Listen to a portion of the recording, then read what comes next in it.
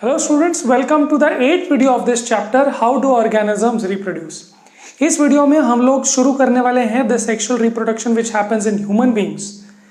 Now, इसमें बोलने की ज़रूरत ये नहीं है कि sexual reproduction happens in human beings because the only type of reproduction which happens in human beings is sexual reproduction. इसका मतलब ये है कि asexual reproduction मतलब कि एक पेरेंट पे इन्वॉल्व या एक ही पेरेंट की मदद से कोई ऑफस्प्रिंग नहीं बन सकता. There has to be two, one is male and one is female. ये दो ऑर्गेनिजम्स की जरूरत पड़ेगी ही ह्यूमंस में, तभी रिप्रोडक्शन होगा. इसी रिप्रोडक्शन को हम लोग बोलते हैं sexual reproduction. And you remember sexual reproduction में और क्या चीजें होती है? ये होती है कि जो गैमेट सेल्स होते हैं मेल और फीमेल के, वो मिलते हैं. Gamete cells have half the number of chromosomes, half the amount of DNA. तो जब वो दो गैमेट सेल्स मिलते हैं तो बनता है हमारे सेल्स में जो जितने क्रोमोसोम्स है उतने बन जाते हैं. तो इसीलिए दो ऑर्गेनिजम्स की जरूरत पड़ती है. तो दो मेल्स एंड फीमेल्स की जरूरत तो पड़ने ही वाली है. और जब मेल और फीमेल के गैमेट्स मिलेंगे तो जो ऑफस्प्रिंग बनेगा उसमें वैरायटी बहुत ज्यादा होगी. वो क्लोन नहीं होगा मदर या फादर का, बट वो दोनों के कॉम्बिनेशन से बना होगा. तो ये आपको याद रखना है कि ह्यूमन बींग्स में एसेक्सुअल रिप्रोडक्शन तो ऑब्वियसली नहीं होता, और सेक्सुअल रिप्रोडक्शन का मतलब क्या है. बट वो पॉइंट आने से पहले हम लोग इस वीडियो में बात करने वाले हैं कि जब बॉयज एंड गर्ल्स जब एक एज से गुजरते हैं, टीन एज जब उनका स्टार्ट होता है, टीन का मतलब होता है 13, 14 वगैरह. सो लेट्स से 11, 12, 13, 14 ये जो एजेस जब स्टार्ट होती है तब उनके बॉडी में कुछ चेंजेस आना स्टार्ट होते हैं, कुछ ग्रोथ होना स्टार्ट होती है. और वो ग्रोथ बहुत डिफरेंट है जो पहले के 10-11 साल में आपकी हुई. पहले के 10-11 साल में क्या ग्रोथ हुई? आपकी हाइट ग्रोथ हुई, आपकी विड्थ ग्रोथ हुई, आपका ब्रेन ग्रोथ हुआ, ओवरऑल साइज ग्रोथ हुआ आपका, है ना. हो सकता है कि आपके दांत जो पहले थे फिर वो टूटे, फिर नए आए.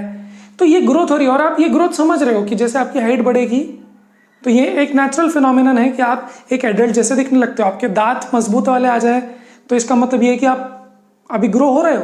बट ये जो ग्रोथ है, सेक्सुअल ग्रोथ या सेक्सुअल मैचुरेशन वाला जो ग्रोथ है, ये ग्रोथ अभी तक जो हुआ था 10-11 साल की उम्र तक, वो ग्रोथ से काफी अलग है. क्यों? क्योंकि वो growth in the let's say growing in size वाला ग्रोथ नहीं है.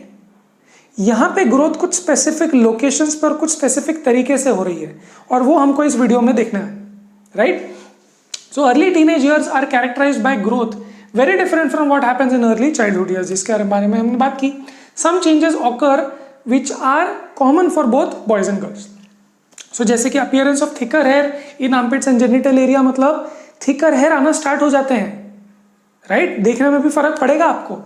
Appearance of thinner hair on hands, legs and face, तो देखते हो आप कि लड़कों को धीरे धीरे दाढ़ी मूंछ आना स्टार्ट हो जाती है. तो ये अपीयरेंस में थोड़ा बहुत अंतर आ रहा है. अब ये प्रॉपर वो वाला टाइप का ग्रोथ नहीं है जो हम लोग देखते हैं ना, बच्चा ग्रो हो रहा है मतलब हाइट बढ़ गई, है ना. तो जब आप देखते हो कि 11-12 ईयर्स का कोई होता है, जब आप भी हुए थे, तो आपको रियलाइज होगा कि अब कुछ ऐसे चेंजेस आने लग गए हैं जो चेंजेस अलग है अभी तक के. सिर्फ हाइट ग्रो हो रही है, वेट ग्रो हो रहा है, सिर्फ उतना ही नहीं, ये अलग टाइप के हैं, ठीक है. स्किन ऑयली हो जाती है और पिंपल्स आने लग जाते हैं, ये भी आपने देखा होगा. तो अभी तो अगर आप ये वीडियो देख रहे हो तो आप मोस्टली शायद 9th या 10th में होंगे. तो हो सकता है कि आपके साथ ये पहले ही 12 इयर्स ऑफ एज में या 13 इयर्स ऑफ एज में होना स्टार्ट हो गया था. मतलब अब ऐसा नहीं है कि अभी खत्म हो गया है, थोड़ा थोड़ा हो ही रहा है और तब से वो स्टार्ट हुआ.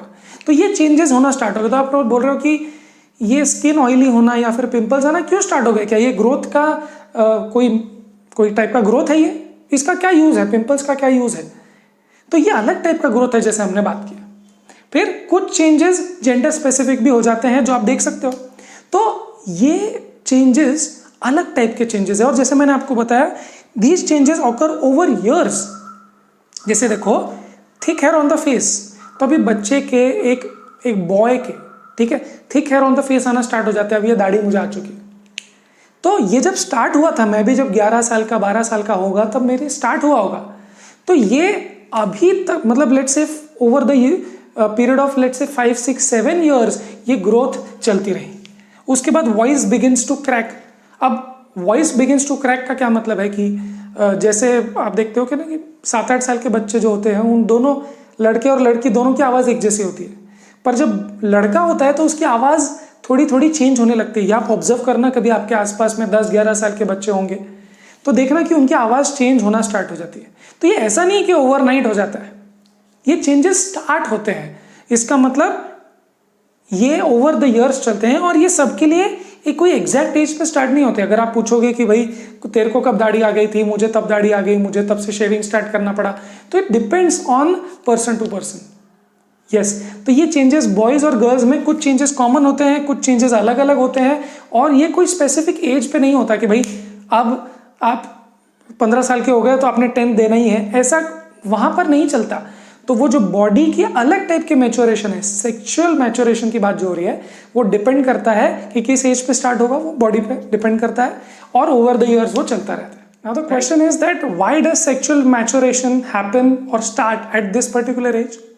इट इज बिकॉज जब आप बेसिकली 10-11 ईयर्स तक ग्रो हो रहे होते हो तो आपकी बॉडी की प्रायोरिटी ये होती है कि इसके सारे सिस्टम, लेट्स से लंग्स या respiratory system, digestive system, excretory system, circulatory system, brain, muscles, ये सब कुछ उसका वेल डेवलप्ड हो जाए, बेसिकली उसकी बॉडी वेल डेवलप हो जाए, ये प्रायोरिटी होती है फर्स्ट फ्यू ईयर्स। फिर 11-12 ईयर्स डिपेंड्स, जैसे हमने बोला हमको पता नहीं कि ये प्यूबर्टी या ये जो सेक्सुअल मैच्योरेशन जो स्टार्ट होता है वो कब स्टार्ट होगा, depends on person to person.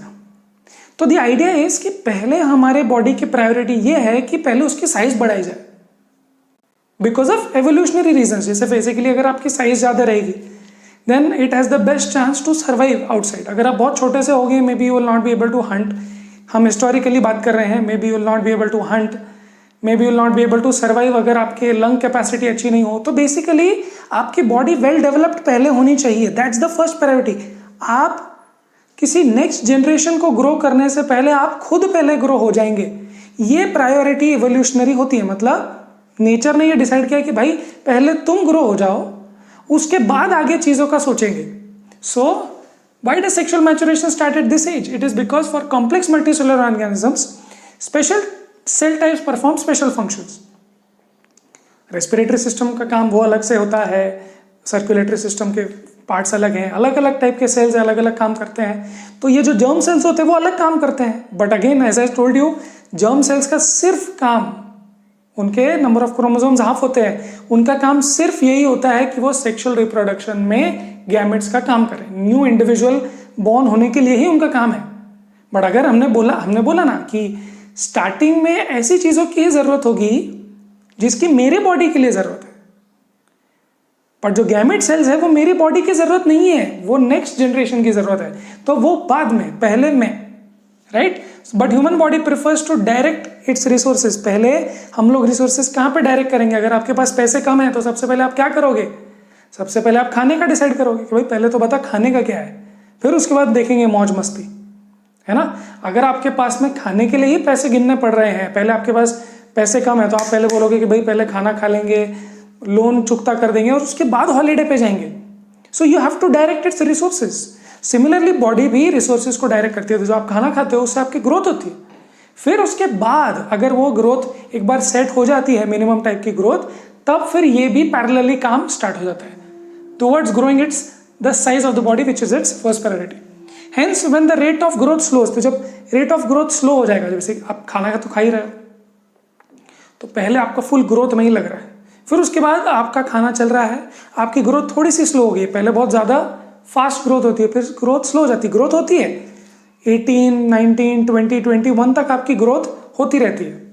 Yes, आपकी कौन सी ग्रोथ की बात कर रहे हैं? बोन की ग्रोथ, मसल की ग्रोथ। एक बार मसल की ग्रोथ तो बाद में भी हो सकती है, बोन डिटीरियोरेट बाद में भी हो सकता है, बोन अलग से ग्रो भी हो सकता है, बट जो बेसिक स्ट्रक्चर है वो ग्रो होने के लिए आपका कुछ 20-21 तक, depending on the gender and the person, depend करता है कि वो कब तक ग्रो होगा, बट वो ग्रोथ स्लो हो जाती है आफ्टर लेट्स से 11-12।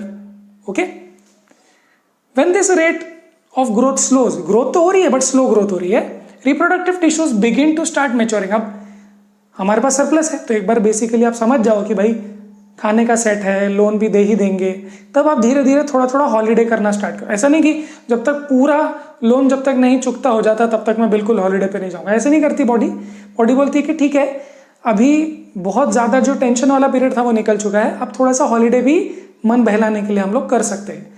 पूरा ग्रोथ अभी तक नहीं हुआ है, ग्रोथ होगा। Don't think that the age of 11-12 आपका पूरा ग्रोथ हो गया है, बिल्कुल नहीं। अभी आपकी ग्रोथ मतलब हाइट और वेट सबकी ग्रोथ हो रही है अभी भी। इवन 2021 तक आपकी हाइट ग्रो हो सकती है, तो ग्रोथ चली रही है। बट क्योंकि ग्रोथ अब स्लो हो गई है, दूसरे कामों में भी हमारी बॉडी एनर्जी लगा सकती है। सो ये जो पीरियड है जहां पर ये सेक्सुअल मैचुरेशन जो स्टार्ट हो जाता है, रिप्रोडक्टिव टिश्यूज आना स्टार्ट हो रहे होते हैं, उसको बोलते हैं puberty. When meeting of two germ cells has to take place for sexual reproduction, their sexual maturity must be identifiable। तो देखो हमने पिछले साइड में देखा था कि कुछ चेंजेस आना स्टार्ट हो जाते हैं ना, दाढ़ी आना स्टार्ट हो जाती है, right, voice begins to crack, है ना, गर्ल्स में भी कुछ चेंजेस आने दिख जाते हैं आपको। तो ये जो चेंजेस आने स्टार्ट हो जाते हैं, मेंस्ट्रुएशन होना स्टार्ट हो जाता है, ये चेंजेस आइडेंटिफाइबल होने चाहिए। See, don't just think about humans, also think about let's say animals. तो एनिमल्स में भी कुछ साइंस होते हैं जिससे जिससे वो एनिमल समझ जाते हैं कि भाई ये सेक्सुअली मैच्योरेशन इसका स्टार्ट हो गया है। तो सेक्सुअल मैच्योरेशन की क्या जरूरत है? बिकॉज सी, अगर एक जेंडर या एक लेट्स से मेल फीमेल को देख के समझ जाता है कि सेक्सुअली मैच्योर है, एनिमल्स में भी, तब अगर कुछ एक्टिविटी होती है तभी वो सेक्सुअल रिप्रोडक्शन हो सकता है। अदरवाइज अगर वो सेक्सुअल मैच्योरेशन में है ही नहीं तो कोई फायदा नहीं है, वहां पर सेक्सुअल रिप्रोडक्शन हो ही नहीं सकता उसके साथ। सो द आइडिया इज कि दीज मार्किंग्स और these things should be identifiable, और ये आइडेंटिफाइबल होते हैं बिकॉज ऑफ दीज साइंस जिसके बारे में हमने पिछले स्लाइड में बात की। ठीक है ना, हेयर ग्रोथ होना स्टार्ट हो जाता है, वॉइस ब्रेक होना स्टार्ट हो जाती है, all these things.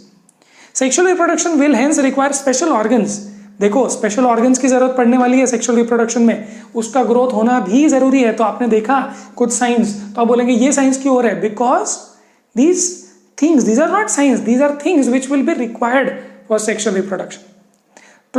To transport the germ cell to accommodate the baby, तो जर्म सेल ट्रांसपोर्ट करने के लिए, मेल गैमेट को ट्रांसपोर्ट करने के लिए, बेबी माँ के पेट में ऑक्यूपाई होने के लिए, माँ की बॉडी भी वैसी मैच्योर होनी चाहिए, उसके बाद में ब्रेस्ट फीड करने के लिए भी न्यूबॉर्न को आगे ये सब सुविधा होनी चाहिए। इसलिए ये जो सारी ग्रोथ हो रही है, वो ग्रोथ को आप नेचुरल पॉइंट ऑफ व्यू से देखो कि भाई नेचर ने ऐसा क्यों सब किया, भाई ये सब साइंस क्यों आ रहे हैं, बॉडी की ग्रोथ क्यों हो रही है ना, ये सब इसलिए हो रहा है क्योंकि ये आइडेंटिफाइबल हो, फर्स्ट थिंग।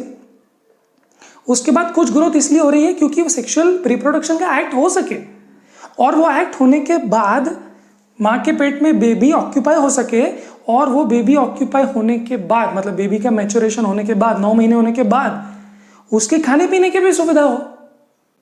तो ये सारी चीजें सेट है नेचर में, और अगर ये सब चीजें सेट नहीं होगी तो सेक्सुअल रिप्रोडक्शन एक्ट ये हो ही नहीं सकता, और आगे ये ह्यूमन जनरेशन आगे बढ़ ही नहीं सकती। तो these science are very important to understand कि क्या नेचर ने किस तरीके से इसको डिसाइड किया है, किस तरीके से सेट किया। And as I told you, this does not depend on the age. ये एक अराउंड अबाउट एक एज पर स्टार्ट होता है, कभी ज्यादा स्टार्ट हो सकता है, कभी लेट से कभी किसी का फास्ट ग्रोथ होता है, किसी का स्लो ग्रोथ होता है, किसी का ऐसा होता है कि कुछ टाइम तक तो हाइट बढ़ी नहीं है, जैसे आप देखते हो, फिर एकदम से हाइट बढ़ती है। कुछ लोगों की दाढ़ी आई नहीं रही, आप देखते हो, फिर एकदम से आती है ना। तो डिपेंड करता है वो person to person, gender to gender, ethnic group पे भी डिपेंड करता है, आपके फूड हैबिट्स पे भी डिपेंड करता है, बहुत सारी चीज़ों पे डिपेंड करता है। But you should understand that these things are for identifying and for doing the act and to accommodate the baby thereafter, right, great. So अभी हम इसको यहाँ पे क्लोज करने वाले हैं। नेक्स्ट वीडियो में हम लोग बात करेंगे द मेल रिप्रोडक्टिव सिस्टम की, और उसके बाद फीमेल रिप्रोडक्टिव सिस्टम की हम लोग बात करने वाले आने वाले वीडियोस में, right. So let's close this video here. I hope आपको समझ में आया हो, और let's see you in the next video. Till then पढ़ाई करते रहें।